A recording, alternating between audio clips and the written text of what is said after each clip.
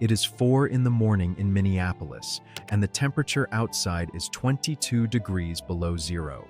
In a snow-covered church parking lot, a 68-year-old woman named Carol is asleep inside a 6x10 cargo trailer. There is no furnace in that trailer, no electricity, and no running water. The walls are bare aluminum, thinner than a soda can. By every rule of winter survival, she should not wake up. But Carol has slept in that trailer through 3 Minnesota winters, and tomorrow morning she will fold her blankets, brush the frost off the inside of her door, and start her day. So how does she do it? How do thousands of people just like her survive the most brutal winters in America inside boxes that were never meant to be lived in? Across the country right now, from the frozen streets of Denver to the icy back roads of Michigan, a quiet shift has been happening in American homelessness. Tents are disappearing, and in their place, people are moving into what can only be described as mobile tiny homes. Old cargo trailers bought for a few $100s, backyard storage sheds mounted on utility trailers, rusted campers from the 1980s, box trucks with a mattress in the back, minivans with the seats torn out. For the people living in them, these boxes are the last rung on the ladder before sleeping directly on the sidewalk. And compared to a tent, they change everything. A hard shell stops the wind, which is the single biggest killer in winter weather. A locking door stops thieves. Wheels mean that when police post an eviction notice on Monday, you can be 3 miles away by Tuesday. Some outreach workers in cold weather cities have started calling them survival pods because that is exactly what they are. Many of the people inside them would surprise you. Retired factory workers whose pensions ran out, widows who lost the house after their husband's medical bills, veterans who came home to nothing, grandmothers raising themselves after a lifetime of raising everyone else. The fastest growing group of homeless Americans is people over 55, and they are exactly the people you find inside these trailers when the snow starts falling. So where do these rolling homes actually come from? Almost never from a dealership. They come from the very bottom of the used market. Auction lots, salvage yards, estate sales, and online marketplaces where a dented 14-year-old cargo trailer sells for a few $100s because no business wants it anymore. A leaking camper from the 1980s, the kind with soft spots in the floor and a smell that never fully leaves, can be had for less than the cost of a single month's rent. Some people spend their last tax refund on one. Some trade away a dying car for one. And a growing number are given away outright. By churches, by small charities, and in a few towns by volunteers who spend their weekends turning garden sheds into insulated micro-shelters and simply handing over the keys. For a person watching their savings disappear, the math is brutal and simple. The cheapest apartment in most American cities costs over $1,000 a month, every month, forever. A trailer is one payment, one time, and nobody can raise the rent on something you own outright. Once you understand that arithmetic, these trailers stop looking strange and start looking inevitable. But surviving inside one of these boxes in January is not as simple as closing the door. Picture what happens inside a bare metal trailer on a bitter night. Metal conducts cold with terrifying efficiency. Within an hour of sunset, the interior walls of an uninsulated cargo trailer are the same temperature as the air outside. Frost forms on the inside of the ceiling, directly above where a person sleeps. Every breath a human takes releases warm moisture, and that moisture hits the freezing metal and turns to a layer of ice crystals coating the walls, like the inside of an old freezer. Water jugs freeze solid by midnight.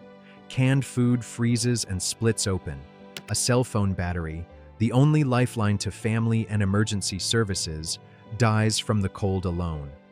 Veterans of this life will tell you that the box itself does almost nothing. What keeps you alive is the system you build inside it, and that system starts with a strange rule that sounds backwards. You do not try to heat the trailer. You heat the person. Heating an entire uninsulated space with no electricity is a losing battle. So experienced winter dwellers shrink the space they need to keep warm down to the size of their own body. It starts with the bed, never on the floor, because the coldest air in any dwelling pool's at floor level. People sleep on platforms built from wooden pallets and plastic milk crates, lifting them 8 to 12 inches above that pool of frozen air. Underneath the sleeping bag goes layer after layer of insulation. Cardboard first, because corrugated cardboard traps air the way expensive camping pads do. Then wool blankets, then foam if they can find it. The sleeping bag itself becomes the furnace room. A cold-rated bag from a donation center, layered inside a second bag, wrapped in wool blankets, creates a cocoon that traps body heat like a thermos. On the worst nights, people add what may be the oldest heating technology in human history, a simple hot water bottle. Water heated over a small camp stove before bed, poured into a bottle, wrapped in a sock, and tucked at the feet inside the sleeping bag will radiate warmth for 6 hours. Grandmothers in these trailers are using the exact same trick their own grandmothers used in unheated farmhouses a century ago. Then there are the flame-based heaters, and this is where survival gets dangerous. Some people use small propane heaters designed for ice fishing shacks, which can push a tiny trailer up above freezing. Others build the famous terracotta pot heater, a clay flower pot suspended over a cluster of candles, which absorbs the flame heat and radiates it slowly into the room. These devices absolutely take the edge off a brutal night. They have also killed people. An open flame in a sealed box eats oxygen and produces carbon monoxide, a gas you cannot see or smell. Every winter, cold weather cities record deaths of people who fell asleep next to a burning heater in a closed vehicle or trailer. The experienced ones never sleep with a flame burning, and they always crack a vent, even at 30 below, because a little cold air is survivable and carbon monoxide is not. Most people never heard about this part, but the real war inside these tiny homes is not against cold at all. It is against water. Remember that frost forming on the ceiling from human breath? When the sun comes up, or when a heater runs for an hour, all that ice melts. It drips down onto the bedding, and a wet sleeping bag in winter can kill because wet insulation loses nearly all of its ability to hold heat. This is why the people who survive year after year are obsessive about moisture. They wipe down their walls every single morning with a rag. They hang blankets and towels outside on clear days, even in freezing temperatures, because ice will actually evaporate straight out of fabric in dry winter air. They store spare clothes in sealed plastic bins, so there is always one guaranteed dry outfit. They line their walls with reflective foil insulation and moving blankets, not just to hold heat in, but to keep warm interior air from ever touching that freezing bare metal where it condenses. Some go further and borrow a trick from the far north. When heavy snow falls, they shovel it up against the lower walls of the trailer and pack it down. Snow is full of trapped air, which makes it a surprisingly effective insulator, the same principle that keeps an igloo warm inside. A trailer banked with 2 feet of snow can hold a temperature 10 to 15 degrees warmer than one standing exposed to the wind. And staying warm is still only half of the nightly battle, because a human body fighting extreme cold burns through calories the way a wood stove burns through logs. Shivering alone can nearly double the amount of food a person needs in a day, which turns eating into a survival task of its own. Cooking happens on a single propane burner, always with the door cracked open, and the menu is built around one-pot meals that deliver heat and fuel at the same time. Rice, beans, oatmeal, canned stew warmed until it steams. Keeping that food and the water from freezing takes its own strange tricks. Coolers get used in reverse, because an insulated box that keeps drinks cold in July will keep canned goods just above freezing in January. Water jugs are stored upside down, because ice always forms at the top of standing water first, and if the top of the jug is actually the bottom, the spout stays clear in the morning. A small water bottle sleeps inside the sleeping bag along with its owner, so there is always something to drink at 3 in the morning. And the phone rides in an inner pocket against the chest all day because a battery kept at body temperature holds a charge that would die in an hour on a cold shelf. Then the sun comes up, and daytime becomes its own operation. Ask anyone living this life, and they will tell you that public libraries are the unofficial living rooms of homeless America.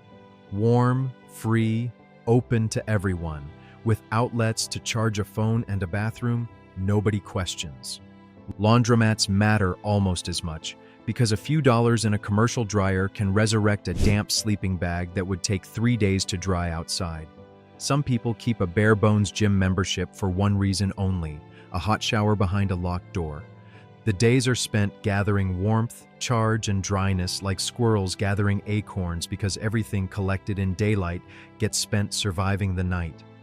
And the night brings up the question that decides everything else.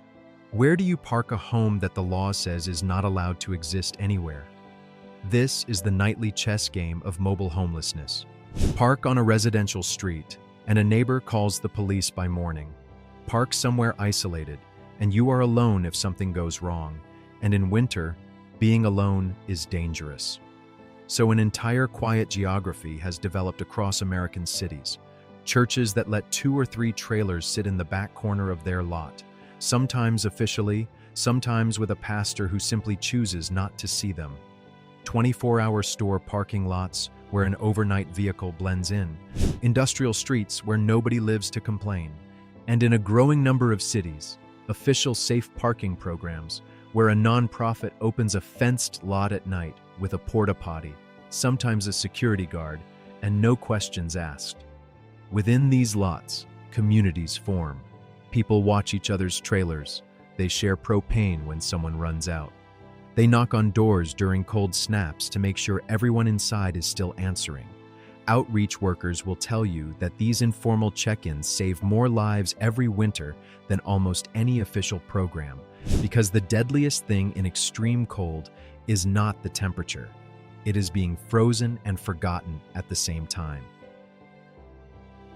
In one Denver safe lot, workers tell the story of Ray and Dee, a married couple in their 70s who live in a 1987 camper with a small terrier named Biscuit. They run their home like a 2-person crew. Ray handles the propane, the snowbanking, and the morning vent check. Dee runs the moisture routine, wiping the walls before coffee, rotating the bedding, keeping one dry outfit sealed away for each of them. Last January, during a stretch of nights near 30 below, the man parked beside them noticed that no light had come on in their camper by 7 in the morning, and he knocked. Their heater had failed sometime after midnight. He found the 2 of them buried under every blanket they owned, cold, stiff, and very much alive, because the layered bed they had built underneath them held its warmth even after the flame went out.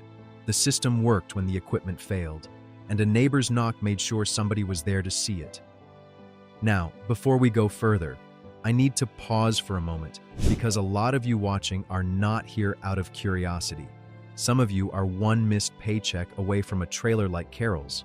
Some of you are already there, and some of you are trying to help a son, a brother, or a neighbor who is. There are survival methods, legal gray areas, and street-level strategies that I simply cannot say out loud on this platform, because being too specific about them would get this channel deleted. So everything that cannot be said here went into a guide called the Veteran's Blueprint. It covers the things this video had to leave out, written for people with no money, people already on the street, and people who want to help someone who is.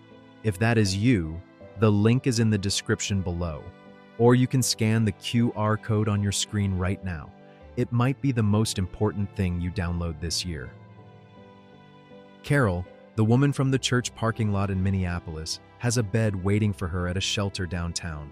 She has had one offered every winter. She refuses it every time, and when you hear her reasons, you may stop wondering why. In a crowded shelter, she once had her late husband's wedding ring stolen from under her pillow while she slept. Shelters separate couples, so a husband and wife who have been married 40 years get sent to different buildings or different sides of a locked hallway. Ray and Dee, the couple in Denver, gave that exact reason for staying in their camper. Most shelters cannot take pets, and for many homeless seniors, a dog is the only family member they have left, so they choose the frozen trailer with the dog over the warm building without it. Beds must be claimed by late afternoon and vacated at dawn, which makes holding any job nearly impossible. And there is something harder to measure. Inside her own trailer, Carol decides when the lights go out. She keeps her photo albums on a shelf. She locks her own door. After losing her house, her husband, and her savings, that lock is the last piece of a normal life she has left, and no shelter bed is worth surrendering it. That independence, though, comes at a price that has to be spoken about honestly. Every winter, people die in these mobile dwellings. Carbon monoxide takes the ones who sealed up too tight with a flame burning. Fires take others because a tipped candle in a space lined with blankets and cardboard becomes an inferno in under a minute, with one narrow door as the only way out. And cold itself takes the rest, often people who went to sleep slightly wet or slightly drunk, or simply too exhausted to layer up properly one single time. Frostbite claims fingers and toes quietly while a person sleeps without ever waking them. The survivors are not the toughest people. They are the most disciplined ones, the ones who follow their own rules every single night without exception, because winter punishes a single lazy evening the way the ocean punishes a single careless swimmer. Which brings us to the question so many of you are probably asking: what can an ordinary person actually do? The people who work with this community every day say the answers are smaller and simpler than you would think. Hand warmers, the little chemical packets from any hardware store, are gold on the street, and a $10 box can keep someone's hands working for a week. Wool socks matter more than almost anything because feet are where winter attacks first. Propane canisters, thermoses, candles, and gift cards to places with hot coffee and a warm place to sit are worth more than cash to many. If a trailer or an old camper appears near your neighborhood, the kindest thing you can do costs nothing at all. Simply do not call the police to have it towed, because that tow truck may be hauling away everything a human being owns, including the only shelter keeping them alive that night. And if you feel able, a knock on the door during a cold snap, just to ask if the person inside needs anything, might genuinely be the difference between someone waking up tomorrow or not. Remember Ray and Dee. One knock, one neighbor, one ordinary morning. Back in Minneapolis, the sun is coming up over that church parking lot, and Carol is awake. She wipes the frost from her walls with an old towel, the same way she once wiped down the kitchen counters of a 3-bedroom house in the suburbs. She boils water on a 1-burner stove for instant coffee, and she pours a little warm water into a bowl for her dog. Taped to the inside of her trailer door at eye level, where she sees it every single morning before she steps out into the snow, is a photograph of her husband. She survived another Minnesota night that would have killed an unprepared person by morning. Not because anyone rescued her, but because she learned, night by night, exactly what it takes. There are thousands of Carols out there this winter, in trailers and sheds and vans, in parking lots you drive past every day. Now you know how they make it through the night, and maybe, in some small way, you can make one of those nights a little easier. If this story mattered to you, remember that the guide I mentioned, The Veteran's Blueprint, is waiting in the description below for anyone who needs it or knows someone who does. And if you want more real stories about the people America forgot and how they survive against everything, subscribe, because there is a new one here every week. Take care of yourselves and take care of each other.